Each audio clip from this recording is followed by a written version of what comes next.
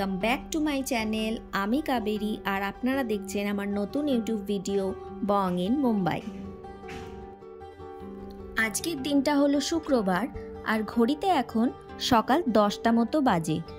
আর আজকের দিনটা আমি শুরু করছি ঘরের কিছু ডাস্টিং করা দিয়ে।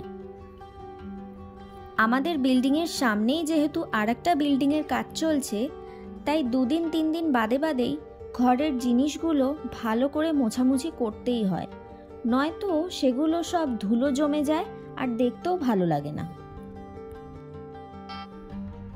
এদিকে দেখুন, ঘরের হাফ কাজ করে এখন আবার রান্নাঘরে চলে এসেছি। ফ্রিজে ভেন্ডিগুলো থাকতে থাকতে কেমন যেন নষ্ট হয়ে যাচ্ছিল, সেগুলোই এখন বাচ্চার দিয়ে 2 টুকরো করে কেটে নিচ্ছি। আজকে রান্না করব মশালা ভেন্ডি আর আলু দিয়ে রুই মাছের ঝোল, সেটারই প্রিপারেশন এখন করে নিচ্ছি। তো এখন মশালা ভেন্ডির জন্য একটা পেস্ট রেডি করে নিচ্ছি। তেমন কিছু নয়, রেগুলার রান্নার জন্য যে মশলাগুলো আমরা ইউজ করি সেগুলোই। এই সামান্য একটু ধনে জিরে গুঁড়ো, হলুদ, কাশ্মীরি রেড চিলি পাউডার, নুন আর দিচ্ছি বেসন। আজকে এটা বেসন দিয়ে করব, একটু ধাবা স্টাইল বলতে পারেন। আর দিয়ে দিলাম মহারাষ্ট্রের স্পেশাল ঘাটি মশলা।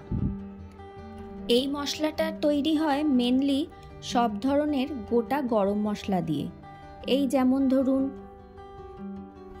গোটা ধনে, গোটা জিরে, রসুন, স্টার অ্যানি, তেজপাতা, শুকনো লঙ্কা, গোটা গরম মশলা, জায়ফল, জয়িত্রী, নারকোল, এই সবকে ড্রাই রোস্ট করে মিক্সারে গ্রাইন্ড করে নিতে হয়।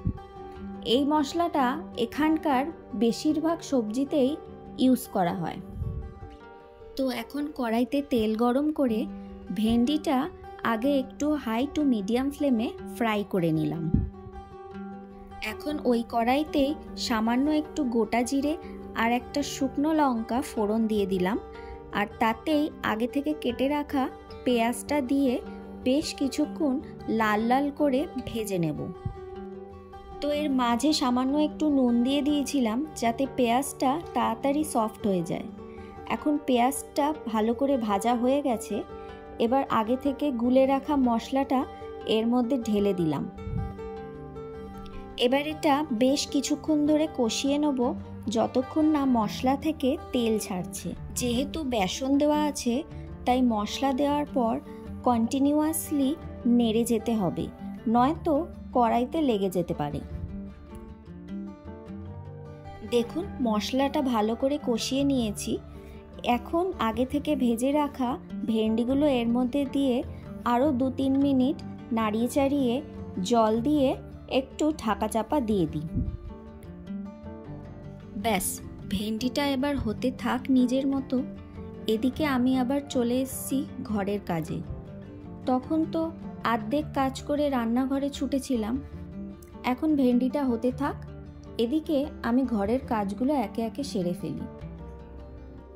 তখন তো আপনাদের বললামই কি পরিমাণ এখানে ধুলোটাই না হয়, সেই জন্যই প্রত্যেক দিন ব্যালকনিগুলোকে আমাকে জল দিয়ে পরিষ্কার করতে হয়। ঘরের এই টুকটাক কাজ করতে করতে ওদিকে ভেন্ডিটাও ফুটে উঠেছে। ব্যাস, এবার এটা নামিয়ে নেব। এবার মাছের ঝোলটাও চটপট করে ফেলি।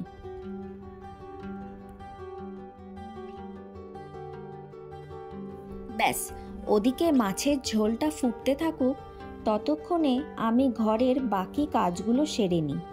এদিকে বেলা প্রায় গড়িয়ে এলো, এখনো স্নান, খাওয়া, পুজো দেওয়া সবই বাকি রয়ে গেছে।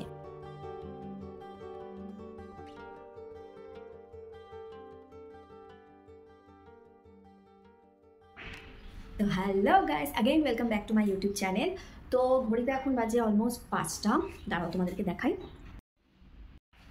তো তোমরা তো দেখলে অলমোস্ট বিকেল 5টা বেজে গেছে, আর এখনও আমার খাওয়া হয়নি, মানে দুপুরে লাঞ্চ বলতে পারো এখনও হয়নি। কারণ দেখলেই তো ঘরটা পরিষ্কার করে জাস্ট স্নান করতে যাবো, ঠিক সেই সময় একটা জব ইন্টারভিউয়ের জন্য ফোন এসেছিলো, সেটাতেই আমার অনেকটা টাইম চলে গেল।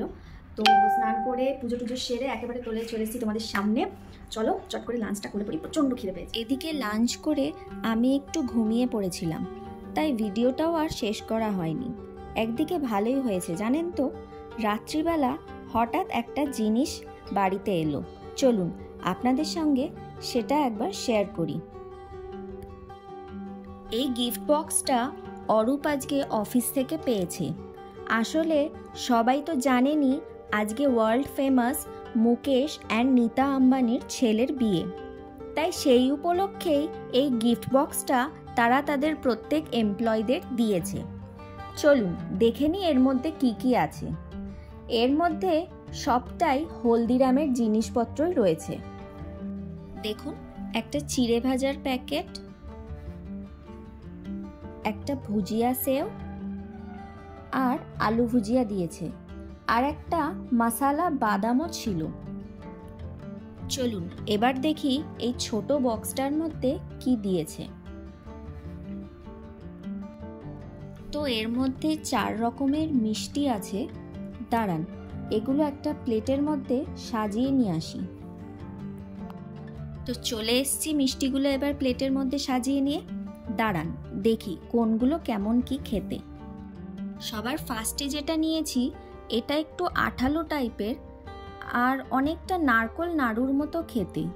দেখুন ভেতরে অনেক কিছু রয়েছে, কিছু কুচনো বাদামও রয়েছে। এবার যেটা নিয়েছি সেটা একটু শক্ত টাইপের, ভাঙতে বেশ কষ্ট হয়েছে, কিন্তু এটার ভেতরেও দেখছি আবার বেশ কিছু নাটস বাগেরা আছে।